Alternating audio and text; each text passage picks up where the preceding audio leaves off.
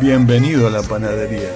Soy Daniel Bianchi y te ofrezco siempre el pan fresco de la palabra.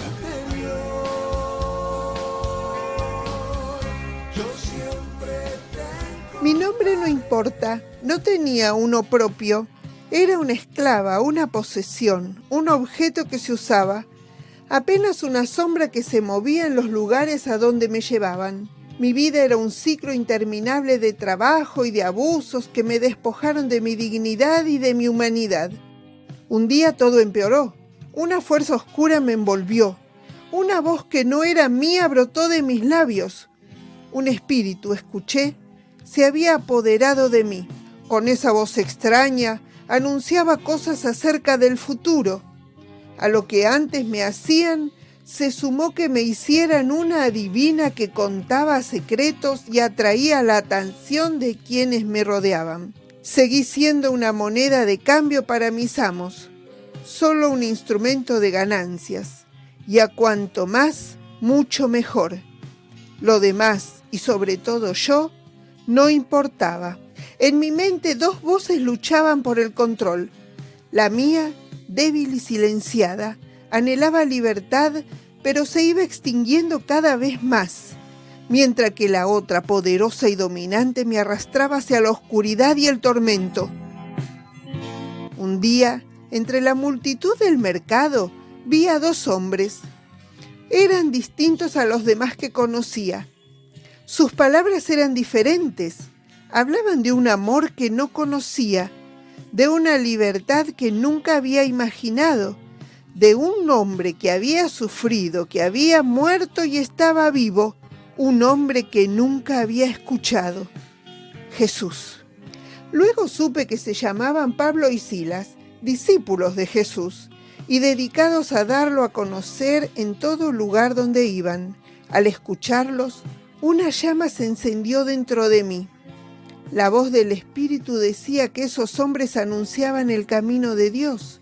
Pero Pablo se detuvo frente a mí con una mirada llena de compasión y con una autoridad jamás vista, ordenó salir a ese espíritu que me tenía dominada. La luz regresó a mis ojos. La vida volvió a fluir por mis venas. Ya no era una esclava, no era un objeto, era una persona libre, una hija de Dios. Pablo y Silas y otros seguidores de Jesús luego me acogieron.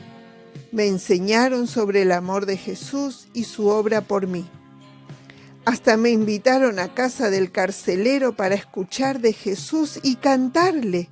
Mi historia no es solo mía, es la historia de miles que viven en la oscuridad de la trata de personas. Yo era la esclava poseída, abusada, pero ahora soy una mujer que Jesús hizo libre y me devolvió la cordura y la dignidad. Tengo paz con Dios y conmigo misma. Ahora puedo contar lo que Jesús hizo en mí para que otras personas tengan esperanza y la oportunidad de cambiar. Seguramente te diste cuenta que el relato está inspirado en Hechos capítulo 16, versículos 11 al 23. En su viaje de misionero, Pablo y Silas llegan con el evangelio a la primera ciudad europea, Filipos, en la actual Grecia.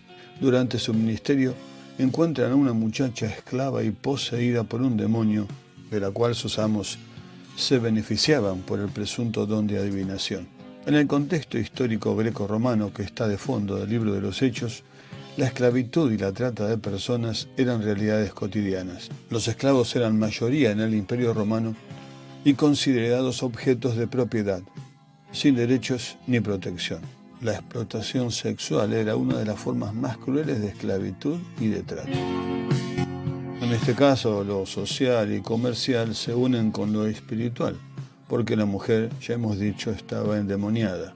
Luego de haber sido liberada, veremos que esas cosas se unen con el poder político, formando una tremenda combinación que traerá consecuencias para Pablo, Silas y también la mujer. Pero volvamos a lo sucedido.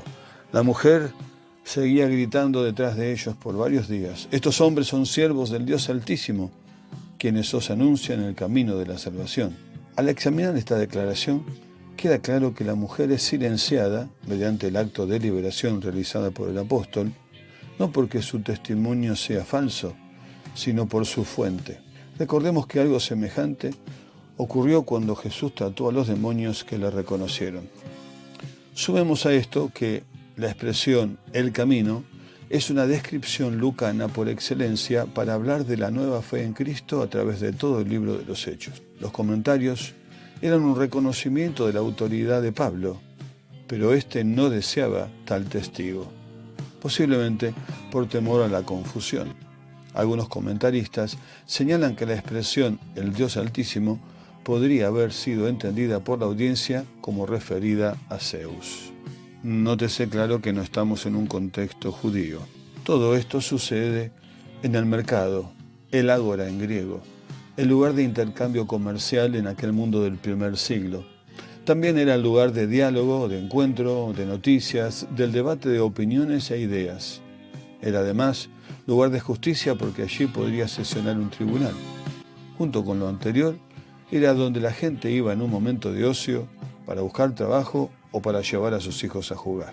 La acción de Pablo al liberarla del espíritu maligno también es símbolo de la liberación de la esclavitud a la que ella era sometida y una crítica indirecta a la sociedad de entonces.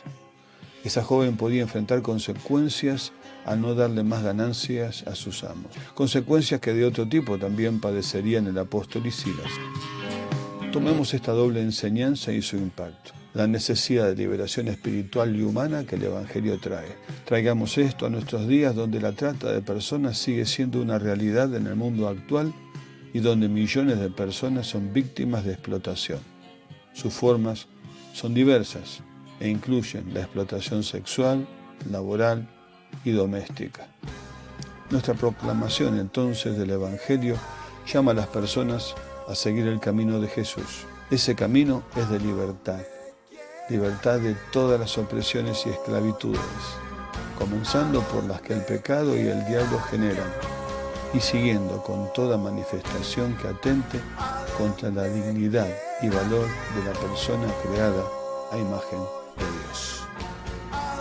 Aquí termina nuestro encuentro por hoy, pero claro, el pan fresco seguirá nutriendo nuestro corazón, porque es la palabra de Dios. Y si fue de bendición, te invito a que lo compartas con otro.